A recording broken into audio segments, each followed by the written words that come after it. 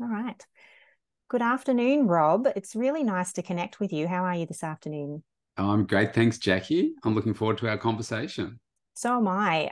We have been connected and really haven't dived too deep into, knowing each other that much. And we've just hit record, and I hope that, and I'm sure it will be, just a brilliant conversation because you are very experienced in podcasting and very experienced in coaching, and certainly around mental toughness, which I think is just crucial for listeners of the Applied Wisdom podcast. So tell us a little bit about yourself and, the sorts of clients you coach and what they come up against. Yeah, sure. So, in a nutshell, I started my career as a chartered accountant and realized pretty quickly that I didn't want to spend my life being a chartered accountant. It was just like way too boring and just not me. It just didn't feel right. I didn't love it. Didn't connect, like in here. And I always listened to people that said, I really love what I do. And I'm like, that's so unfair. Like, how do you find that? And I'd always been working out for myself since it's 35 years now. And I always loved that, but I never saw how I could monetize, a hobby. Like I saw it as a hobby and something I loved, but I never saw how I could monetize it. And about 19 years into 17 years into my like chartered accounting career, I realized that why don't I do this? Like I love this working out. I never thought I'd run my own business and so forth. And I just took the plunge. I got being an accountant, left brain thinking. I put a plan in place. I got the minimum qualifications. I wasn't going to go back to uni and do, like another degree and so forth. Did that. And then I made the big move in 2009 to step out and run my own health and fitness business, which really started as I started mainly working with women in like a boot camp program. And then I set up a studio as well. I had 2.5 acre property where I'm in a different studio now, which is much bigger and better. But I wanted to stay at home. I was sick of all the travel that I'd done corporately and interstate and all that kind of thing. And I just wanted to bring things close to home. I swapped roles with, now my ex-wife, but to become the full-time dad and setting up the business at the start time. So that was really cool.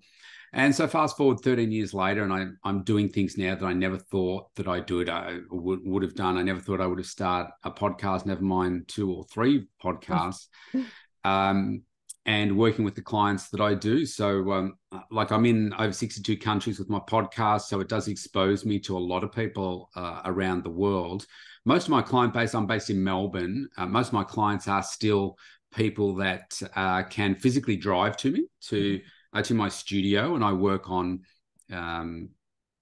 traditionally like their workouts, their nutrition, but also their mindset is probably the biggest thing. And so many people that come to me, they say, wow, you're kind of like, I don't like the word life coach. I say, I'm not a life coach. I call myself a transformation coach.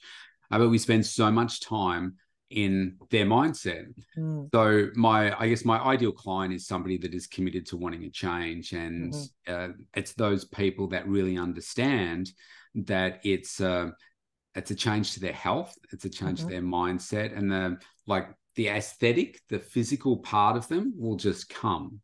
And certainly since COVID, there's been a big change in the people that come to me in terms of what they're saying. Still the same people, but what they're saying. So pre-COVID, people will normally come in and say, I'd like to lose weight. I mean, 70% of the population is either overweight or obese. So that sort of captures most people. But now it's health. They say, I want to become healthy. I want to, want this to be part of my lifestyle. And then, weight loss is either not even mentioned, or they just realize that will just come as a result of being healthier. So I think it's really, really switched people's thinking around. So yeah, that's kind of a bit of a nutshell as to most of the clients that I work with. I do some coaching as well around like businesses. Like small businesses. I do some coaching around that as well, not just in the health and fitness space, but just any sort of business.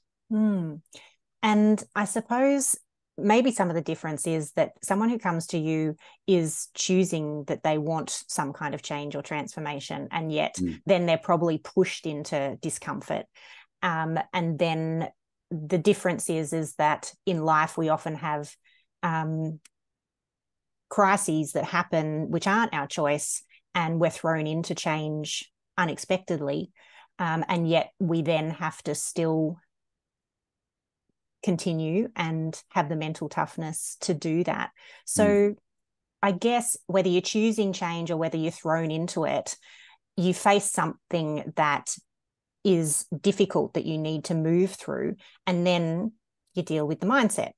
Yes. So what are some of the, I guess, skills that you really focus on to keep people focused on what the outcome is going to be instead of how hard it is now? Well, I guess I like to keep things pretty simple. I mean, in the work that I do with people, I talk about, like there's no diets, there's no quick fix, there's no easy way to do it. And it's all about life sustainability.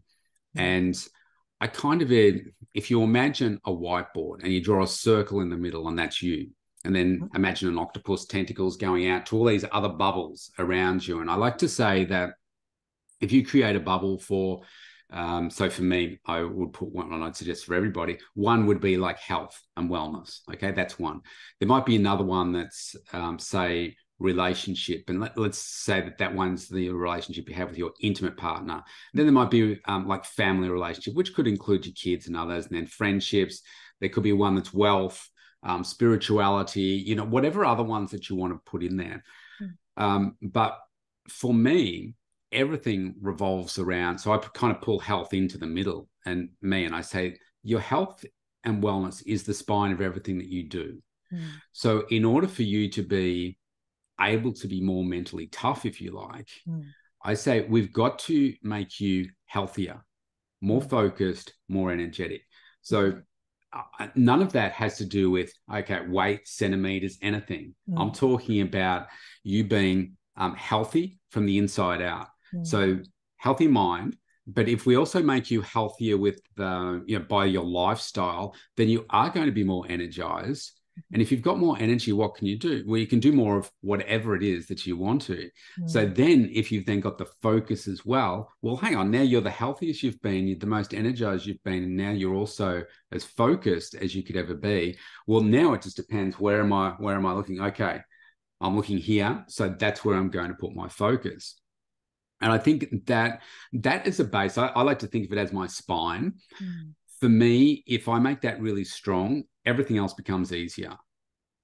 It doesn't matter what else is going on. But the other thing that I do with my mindset is there's nothing that can happen in my life that will have a negative consequence in terms of it's, I'm not going to grow from it.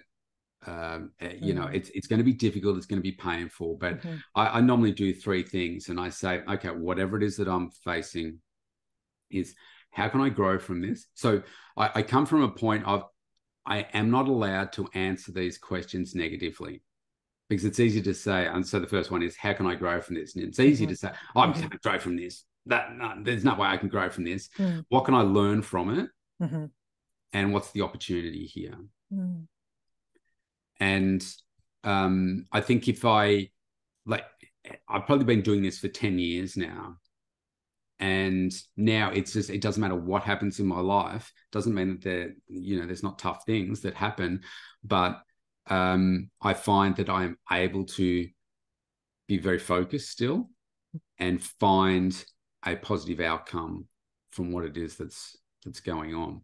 So it might sound overly simplistic, but I tell you, if you really harness those things, and I talk about energy to people, I say, well, if people come in and they want to have a substantial change to their lifestyle, and they're having takeaway 3 times a week, and they say, yeah, like I want to lose 20 kilos or whatever. I mean, I know that their potential's here, but they're actually right down here. And I talk about energy, which is the gap, and they're like, oh yeah.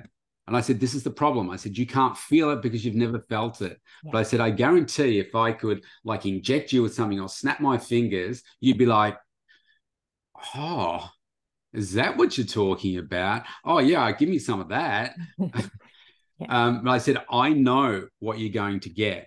Mm. And so after just a few days, really, they start to feel better and less bloated. And they're like, yeah, wow, I feel really good now. So it is super powerful, but that's what I like.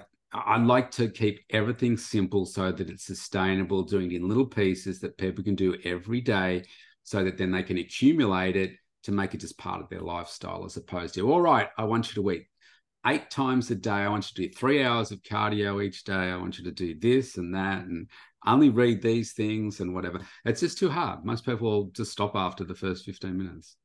Yeah, yeah, it's that concept of simple but not easy, because it actually does take a level of commitment and focus. Yeah, I And say even probably 90 days to do, mm, that old one that used to be, I think, 21 21. days, and that Mm, forms a new habit. I reckon it's got to be 90 or more. mm-hmm, mm. And then it Yep. starts to become more life sustainable. Then it doesn't take your willpower anymore. It becomes more natural. It's Yeah, habit. Mm, yeah. And I often say that the most challenging things in our life is the greatest chance for transformation if we choose or allow it to be. And we absolutely. don't just look externally and say, this happened to me and, I'm a victim of the world. People don't like that word. But yeah, I love that you can turn it around and actually say, well, this is a great chance for transformation and growth. It's really empowering that way. I think it is the meaning that you come up with. I'm happy to talk for a couple of minutes about what we spoke about before we hit record, if you want to.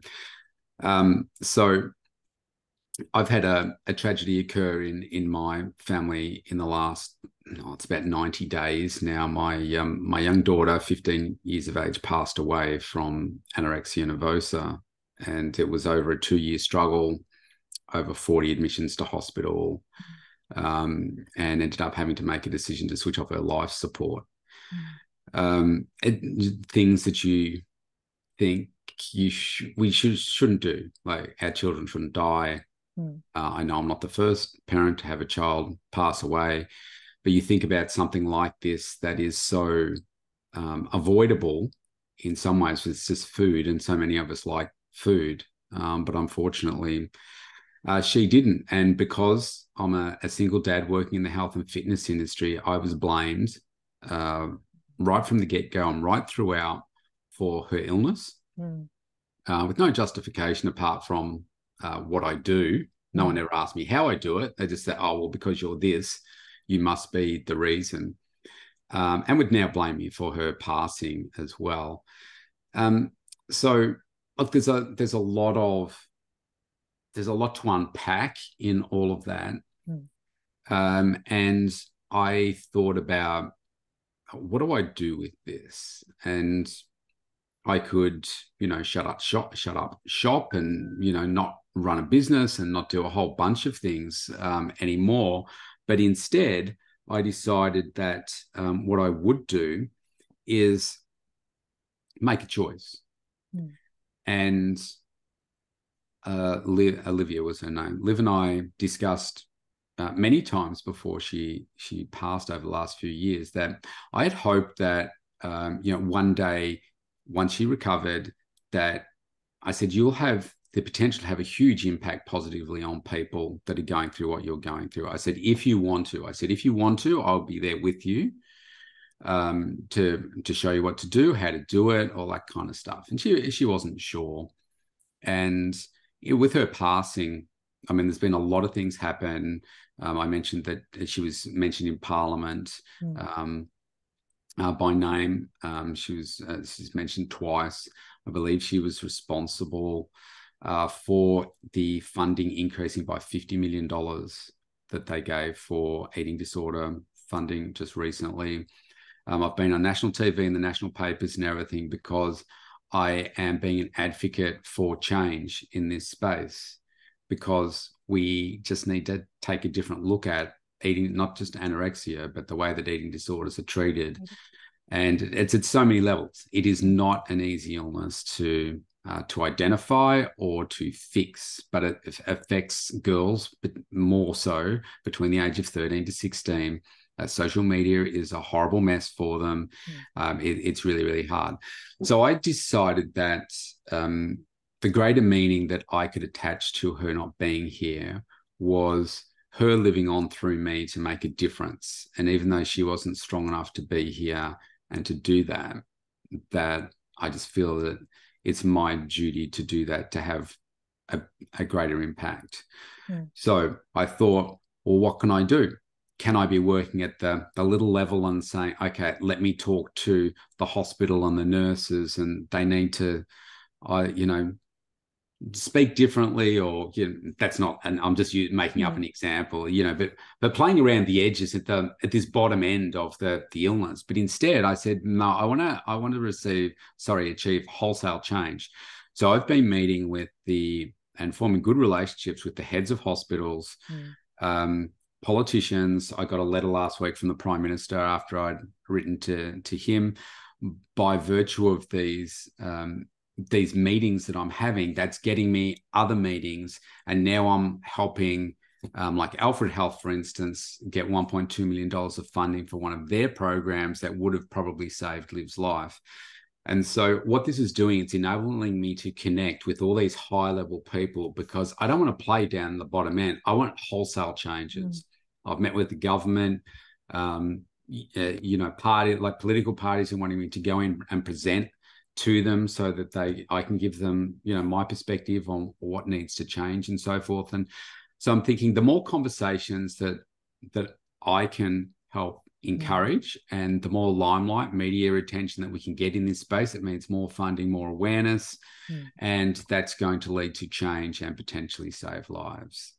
And that's all coming from just the meaning that I'm attaching to her not being here. And now I could have a completely opposite meaning, that life is over and I don't want to ever speak about eating disorders or anything again. But I know just it's getting worse. And our kids are so vulnerable at that age, and we just need to do something. And I feel while I have the energy to do it, I don't know whether I can do it all the time, because I do have to measure how much time I spend in the space. So I still cry every day about her not being here, but I'm finding a greater meaning for what you can do. And I think if we now draw out of me and come back to not being so tragic, there's it's the meaning that we attach to the challenges that we have that really define who we are. And I think we need to be that. If you think about a superhero in any movie, they're always beaten down, but it's what they do in the end, and they stand up and they say yes, and they save the day, win the tournament, whatever. I think that's what we need to be for ourselves. And one of the greatest flaws that I think I had, and what was really tough for me, was when I got divorced. And it feels kind of embarrassing to say this out loud, but I've mentioned it on my own podcast a few times. But I had a lot of resentment. It was my decision to leave the marriage, but I held resentment that it was her fault, that she did this and she did that. And the most stupid thing was, it was her fault because now I had to work hard in my business. That makes sense, doesn't it? Because what I had been working towards was, let's wind down our lives, the amount of time, because we'd both worked, the corporate lifestyle and stuff. And we were going, downwards a little bit. And I didn't want to work hard. How does that sound? Pretty stupid. And now guess what? It took me a while to realize it. And I went and spoke to her. I said, look, I apologize for my, my role. And I said, look, you're a great mum to the girls. And I just want you to know that, just because we're not together. And, now I have to work hard. And the greatest gift I could have given myself is the realization that you now have to work hard. You thought you worked hard before, you don't know what hard work is. And it's because of that I've achieved more things than I ever thought that I would, meeting people, that I never thought I would have. I never would have started a podcast, never would have traveled overseas, never would have spoken overseas. I wouldn't have the courage to do the stuff that I'm doing now. But it's come through the pain, like you said at the start. And it's pain is tough. And it's like, if pain is up to here, the great news is the growth is on the other side. It's through going through it. And that's really hard to explain to somebody when they're right at that point. Yeah. But like, I know that Liv will continue to have all these, impacts and amazing impacts. I spoke to one of the MPs, Zoe Daniel. She's an independent, and she said, write to all these people, which I've done. She said everyone in Canberra knows who Liv is because she's spoken about her in Parliament twice now. It's like, wow, she never would have thought she would have such an impact. So you just don't know. No, but you got to step into the pain. Yeah. I just want to express, how sorry I am that has happened for you and your family. Thank you. And I mean, as you say, like, you're right in it at the moment too. And you don't necessarily know at the time when you're feeling that pain what the transformation could be from it. No. But as you've said, at least you're focusing on a meaning. And I guess that it's double-edged, because people could watch this right now and say, oh, he seems very cold, or, he's not, this, or he's not that. Well, I would just say, look, we're all different. I am very private, even though I am, talking about aspects of this. And it's very painful. And I do cry every day, not for hours and hours, but there are reminders everywhere. There are reminders on my desk. I have a photo of my two girls right here. But I know that even though she didn't want to be here, the last thing that she would want is for me not to continue to be successful and to help support her sister, who's a few years older, to be the best version of herself. And yes, there's a lot of sadness around, if only this and if only that. But trust me, it's a deep pit of despair. There's nothing down there except sadness and tears. So I've just chosen a different way to do it, to have a greater impact. Yeah, and I guess with your training and the mental toughness that you're talking about all the time, as you said, going down there and thinking about all the what ifs is not helpful at the end of the day. So being able to switch back into your focus and making meaning for you is really where you find the biggest potential for transformation, where you can see the way through. Yeah, I mean, in her particular case, it was going on for over 2 years, and the hours and hours of questions and conversations, and can we do this and can we do that? And the frustrating part was most things they said no to. I was like, really? How do you feel now? Some of those yeses back way at the beginning could have saved her life here, but it's very complex. Yeah. But all the way through, even up to the moment that we had to say, switch off her life support, I was 100% convinced that she would fully recover. Because all of that stuff happened very, very quickly. So it's not fair. It's not fair for her. It doesn't make sense. But yeah, I've stopped asking the what ifs and said, okay, what may be? Yeah. From doing something different. Yeah. And so other than your focus on the advocacy and really getting a bigger impact and making some improvement in the system that your daughter would have benefited from, what other self-care things do you put in place to make sure that you're okay as well? But me personally, well, yeah. So I did some work on this a while ago, and most people don't really write this stuff down. But I think this is where part of the growth is, if you write things down, and that's part of my left, as I point to my right brain. It's part of my left brain thinking. I've got to be very structured. So I work through what are the most important values and beliefs in my life, and my absolute first one is always my health and wellness. Yeah. Because if I'm not here, then nothing else below that matters. So that's my number one. So it doesn't matter what sort of situation I'm in. So like this situation with my daughter, the self-care is making sure that I don't disregard what is going on for me. Mm. I know where I perform best in my business, where I'm focused and energized and so forth, is when I am really looking after myself. So that means it means I'm eating well. It means I'm, taking my supplements. It means I'm sleeping well. It does mean that I'm doing my strength workouts. I go for walks as well. And I know that helps keep this part clear for me. And to be honest, I do the 2 podcasts a day, and in many ways they're therapeutic as well. I think it's really important for us to get stuff out of our head. And I would leave things in my head this is like decades ago, and they would just get worse and worse and worse and worse. And you see it, more in relationships, and you just build things up. And then your partner will do the slightest thing, like, I don't know, leave the lid off the toothpaste or something and say, you always do that. And by the way, you do this, and this, because you've been accumulating all these things. But now I just get it out of my head, so that I don't allow it to, and you can just talk it out. Yeah. I say to my clients, I've got an iPhone. I say, grab your iPhone, open voice memos, and just go for a walk and speak.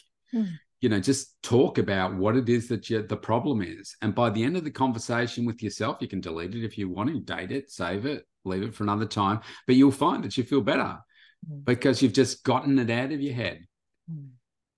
So I think that there's some really important ones for me. A full disclosure, I'm not getting any professional counseling. I find that the skills that I've developed for myself have really helped over, how I deal with things and what I'm doing now. I've written a lot of things down, not in a journal style thing, but just what's important to me from sort of now into the future, now that Liv isn't here. And that really helps. But yeah, the pinnacle is making sure that I take care of my general health.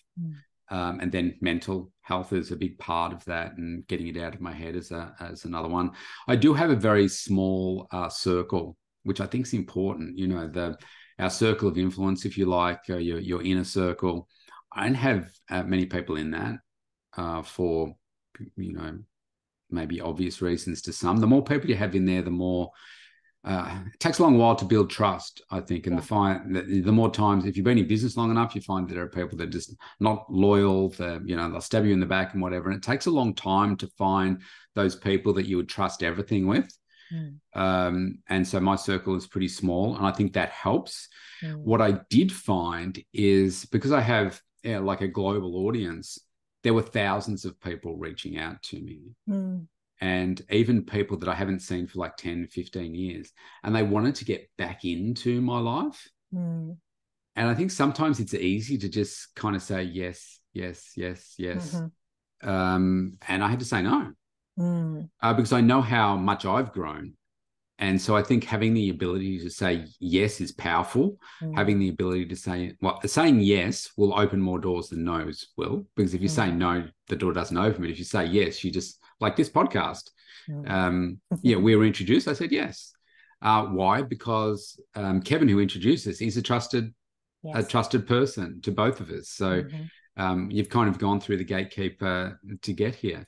So if we said no, well, we both missed the opportunity to, find out a little bit about each other. But the power of no is also important when you know that it's just not good, where it's disempowering and negative and that toxic energy and stuff. I just say, I ban that from my life now. I've been through that enough, and it's just, this is about growth and just moving forward. So it can be tough. Most people don't have the courage to do it, but geez, I've been through so many different things now. It's like, do you know what? That's my way, or sorry. No, I think that's really important. It's something I often talk about as well, to be really discerning about where you get your support from and who you trust, because everyone's got an opinion, but they're not necessarily giving you the right information for you. They've got self-interest and they've got different experience. And if you want a different experience from theirs, then don't follow what they're saying. Yeah, and unfortunately, a lot of people take advice from like their family and friends. Yeah. And if I could be blunt and say, like, most people are broke, right? They don't have money, but they advise you about money. Yeah. It's like, I know. It's like, really? You're advising me, but I have more than you, kind of thing. So what I did about 10 years ago, I just decided I wanted to raise all my areas of my life. I said about the circle in the middle and the ones around. I said I want to improve all of those areas. So I just picked one at a time and said, so with business, I said, so who's the best business coach in the world? And so I found the world's number one wealth and business coach. And so now 5 years later, I'm still working with him, and life is just on another level. And it's so he then introduced me to a series of like billionaires and the celebrities and stuff. And they say about success leaves clues. When you're the poorest person in the room or the dumbest person in the room, you learn a lot, right? Because everybody else is like, oh wow, this is really, I mean, I write notes and all that sort of stuff, and that's how I learn. If you're the smartest person in the room, well, you're teaching everybody else. You're not improving, except maybe as a teacher. So I've gone the other way to say, well, I just want to get better and better. It doesn't matter that I'm about to turn 55. It's like, I think it's a great time of life to still grow and learn and become the best version of you still out there. Definitely. So much time. So much. Thank you so much for sharing and being so open and vulnerable, and to share your wisdom with my audience as well. Where can people find your podcast to listen more, and then where else can you direct them so that they can support and help what you're up to? Yeah, sure. So probably the easiest way to get hold of me, if you just go meet, as in MEET, meet Robb Evans, so with the two B's, .com. You can get in touch with me there. That's got everything there. The podcast, well, the main one is mentaltoughnessandbodyshow.com. I have another one that's called Robb Evans 365. They're all available wherever you get your podcasts. They're all free. So if you want to join the conversation. In terms of supporting the other things, well, I was raising money for a dog therapy for the kids in hospital. I started that kind of within the week after Liv passed away, because it was something we couldn't really get happening in the hospital.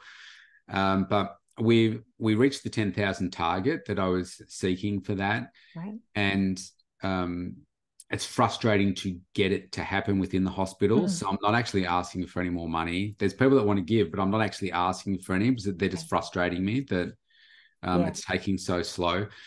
There may be something down the track if I'm determined to get this $1.2 million of funding for this particular program, but I'm not doing any crowdfunding or anything. I'm going to get it from the treasurer, state, federal, wherever, get it that way. But maybe there'll be something in the future. I'm not sure. Well, if not money, it's connections and someone who has some influence or knows someone. So we'll put the call out there as well. Yeah, nice. So here's one thing that I do want to do is I want to get a series made, like a television series, like or a Netflix series, something like that. Now, Netflix don't make productions, so it's about finding somebody that would be wanting to do that. So if there's somebody that can connect me to someone like that, I'm getting closer. I've connected with a producer and journalist and so forth that may take it on, but that is something that I'm always open for conversations too. And again, none of it's about money. It's all just about awareness and